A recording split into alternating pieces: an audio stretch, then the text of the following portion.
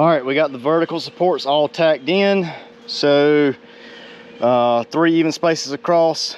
So a quick tip for that, we're trying to figure out where to put these supports.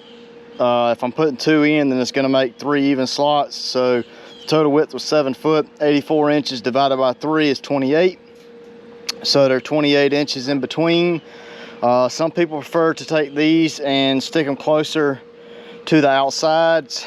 That's up to you, kind of like I did up there at the front. That's up to you. I like putting them one, evenly spaced, so I'm getting equal amount of support, but also for the fact that the center is where you get most of your buckle from. So why put them closer to the side? You're losing the advantage of putting them in here. Right now they're just tacked in. I'm gonna leather up and weld them out.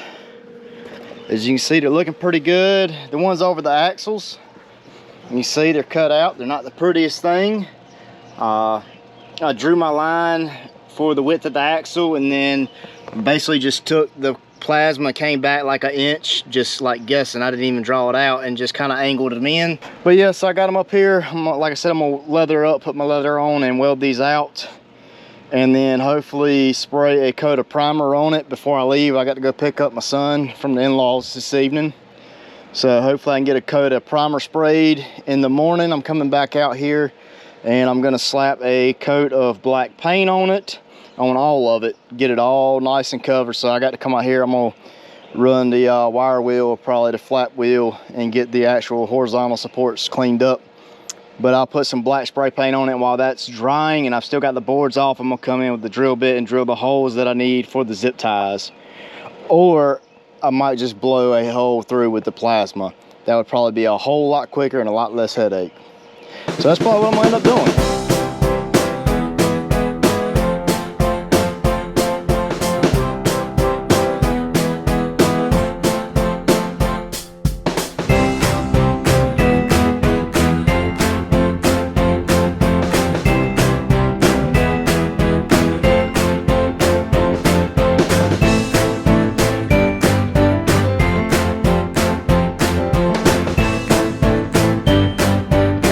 Got all the vertical supports welded in. Keep in mind that these vertical supports, this bar, the 1.5 inch angle that I have here, actually it's 1 3/4, but I had this sitting out back and pulling the boards off. I just wanted to go ahead and get this done.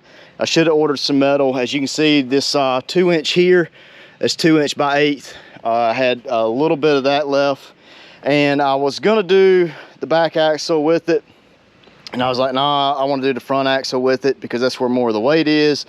But I had already cut that one, and I'd already cut it out for that axle, so I couldn't bring it up here because this gap right here is a little bit bigger than the back gap. So couldn't do that, so I split it up. There's a 2 inch there and a 2 inch here to, I guess, spread it out, sturdy it up a little bit more. But the rest of it's 1 3/4 by 8. But yeah, I am done with the welding. I think now I'm going to put some primer on this, let it dry, get a bite to eat, and then come back out, flash it with some black spray paint, and start slapping boards on this thing.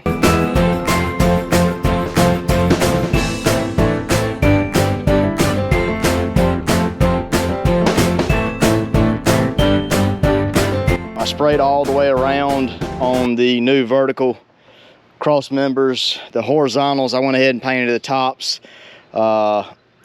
I'm gonna go back underneath later on and paint because I want to coat the bottom sides of the boards anyway to make them last longer, and also to completely seal them up, because I noticed on this one when I was pulling these boards off, there was fungus and moss and stuff growing on the underside of these boards. Paint, I think what I want to do is completely lift this thing off the ground and get a paint gun from Harbor Freight to run off the air compressor and just coat the entire bottom of this thing. So for right now, I wanted to go ahead and coat the vertical supports because they were bare metal. They still had mill scale on them, but they're technically bare metal.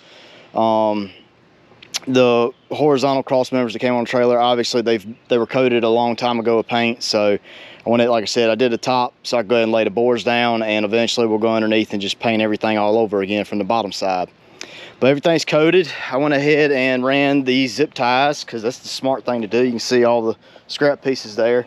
I had to tie that up, but you can see the zip ties in the holes. I cut that with the plasma cutter. It was super quick, and that's the way to do it. If I got a problem, I just go in, I cut those, and I can pull that wiring down, work on it, zip tie it back up, get it out of the way. I can make sure nothing's pinched. And as a matter of fact, this right here, the previous person down here had tied this up in a knot, and it was riding on the leaf spring shackle, which is not good. So that zip tie actually pulled it over some, and hopefully will prevent that from rusting through. So we stopped that issue ahead of time. Also here in the middle, going across with the trailer brake wires, this was loose, so I pulled it together. Again, that wasn't, it didn't wear the coating off on that, so I'm not too worried about it. Zip tied it up, got it out of the way. Now that all that is done, it is finally time to start cutting some boards. So my go-to bolt is 3/8. I don't know why. 3/8 is a good structural bolt for when I've built stuff, and then 3/8 is a good hold down bolt for when I've built stuff. These are 1/4 inch holes, and I've seen a lot of trailers with the 1/4 inch carriage bolts. I just like the head size on the 3/8 better as far as hold down clamping force. I like the 3/8 size of the head. 1/2 inch is way too big. I mean, that's some serious structural stuff that you're building when you go to 1/2 inch bolts. But I have got a crap ton of 3/8 drill bits because I have just drilled so many 3/8 holes for 3/8 bolts, because that's my go-to.